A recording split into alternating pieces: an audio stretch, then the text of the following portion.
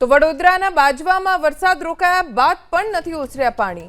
બાજવા ગામની બજારોમાં પાણી ભરાઈ ગયા। ઘરમાં પાણી ભરાતા લોકોને હાલાકી થઈ રહી છે। વરસાદ રોકાયાના 10 કલાક બાદ પણ પાણી ઓસર્યા નહીં। ગઈકાલે બાજવામાં વરસ્યો હતો ધોધમાર વરસાદ। ડ્રેનેજની લાઈન ચોકઅપ થઈ જતા પાણીનો નિકાલ નથી થઈ રહ્યો।